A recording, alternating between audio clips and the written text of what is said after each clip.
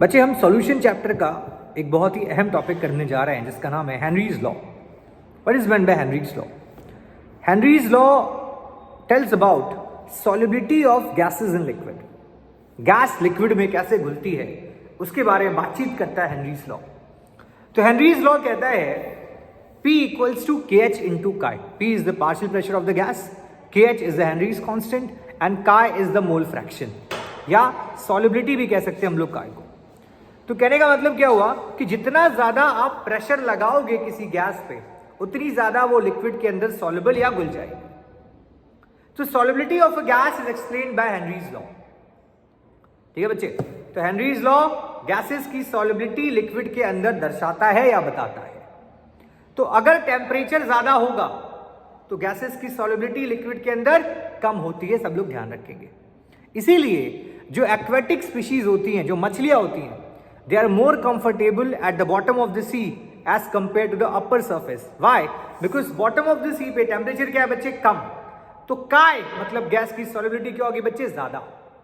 But upper surface पे क्या है? टेम्परेचर ज्यादा है, तो वहां पे सॉल्युबिलिटी जो है वो क्या हो जाएगी?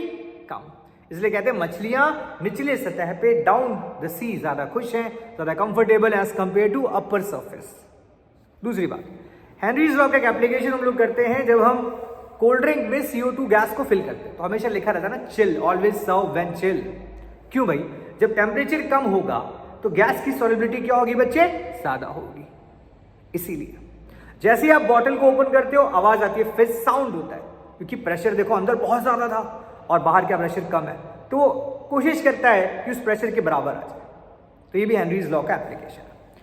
तीसरा एप्लीकेशन, स्कूबा डाइविंग सिलेंडर्स में स्कूबा डाइवर्स के पास हम लोग हाइड्रोजन, ठीक है, बहुत कम, वैसे मेनली हीलियम, ऑक्सीजन और N2 को यूज करते हैं। अब यहाँ पे हीलियम और N2 क्यों यूज करते हैं? Because they act as a diluent, dilute करने के लिए ऑक्सीजन को। ठीक है, ध्यान रखना हीलियम और N2 की जो सॉल्युबिलिटी है लिक्विड के अंदर वो बहुत कम होती है। ठीक है बच्चे, so to avoid the bend formation in the scuba diving apparatus we apply Henry's law. चौथा, एनॉक्सिया, इसे कहते हैं डिफिकल्टी इन ब्रीदिंग। जो लोग माउंटेन्स चढ़ते हैं, माउंटेन क्लाइंबर्स होते हैं, तो वो क्या करते हैं? हमेशा सिलेंडर को लेके जाते हैं, क्योंकि ऊपर जाके क्या है? गैस में डेंसिटी कम है, किसकी? ऑक्सीजन की। तो इस नोजी में जो कि लिक्विड बनता है, यहाँ पे ऑक्सीजन की सॉल्युबिलिटी को बढ़ाना होता है, तो प्रेशर लगाते हैं और हेनरीज लॉ को यूज करते हैं। तो ये बातें थी हेनरीज लॉ के ऊपर। ध्यान रखना, solubility of gases in liquid is Henry's law. P equals to KH into chi। आगे मिलते हैं बच्चे।